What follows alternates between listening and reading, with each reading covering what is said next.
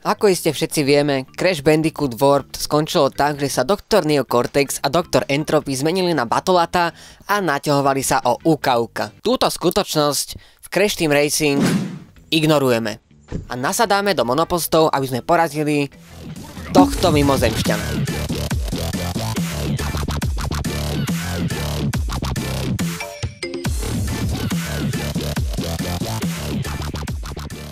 Hra Crash Team Racing čerpala svoju inšpiráciu zo série hier Mario Kart. Áno, sme si vedomi toho, že remaster tejto PS1 klasiky vyšiel 20. júna 2019.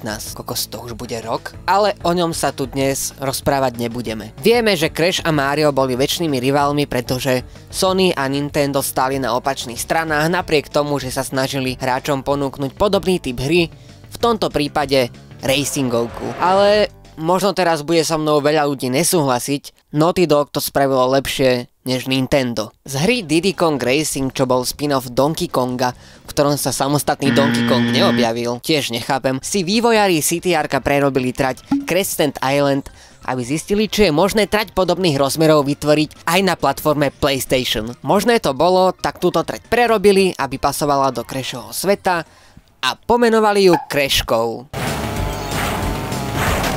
Mechanika driftovania bola nadčasová, ten pocit, kedy sa vám podarilo udržať Sacred Fire, ten modrý plameň z výfuku, na emiske by ste s tým asi neprešli, vďaka ktorému ste cítili tú satisfakciu, keď ste ho dokázali využiť a zabezpečil vám najlepší čas, prípadne pokiaľ ste boli skromnejší, len potrebnú rýchlosť na dosiahnutie skratky, ktorú ste tak často míňali, pretože ste neboli dostatočne rýchli, bol na nezaplatenie. V roku 1999, kedy sa Sony snažilo túto novú racingovku spropagovať, áno, nebol Instagram, neboli reklamy na internete, uskutočnili s Pizza Hut spoluprácu, kedy ste k pizzi s chrumkavými okrajmi dostali zadarmo demodisky, na ktorých sa objavila okrem dema Tony Hawk Pro Skater jednotky aj demo verzia CTR-ka. Plus Pizza Hut natočila reklamu, v ktorej mi niečo dosť vadí. Napíšte mi do komentáru, či ste si tu aj vy niečo zvláštne všimli. Bola doba, kedy neboli ľudia ofendnutí v úvodzovkách sexualitou, ako je tomu dnes, a tým pádom sa v detskej hre mohli objaviť animované postavičky ženského pohlavia v plavkách či v športových súpravách a nikomu to neprekážalo. Tropy Girls Amy, Liz, Megumi a Izabela boli pomenované podľa reálnych zamestnankyň pracujúcich na Crashovi a teda sa samozrejme stali súčasťou Rule 34. A aj vďaka tomu ich máme možnosť vidieť aj v remasteri, kde si ich nepamätáme len ako Tropy Girls, ale aj ako regulárne pretekárky. Nitros Oxide, okrem toho, že jeho meno je slovnou hračkou na plyn, Oxid dusný, tak mal pôvodne vyzerať viac ako človek, než ako mimozemšťan. Mal byť iba ďalším šialeným vedcom a jeho diabolským plánom nebolo premeniť Zem na obrovské parkovisko. V originálnom skripte bol tento vedec posadnutý rýchlosťou, nevedel, kedy má dosť a jeho túžbou bolo zrýchliť Zem,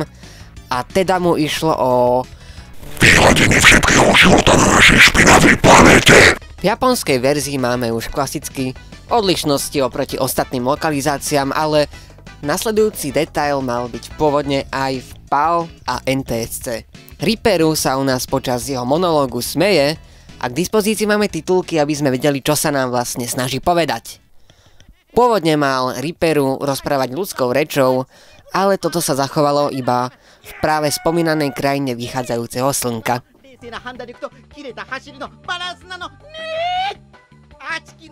Toto bola posledná hra o Crashovi, ktorú mal na starosti tým Naughty Dogu.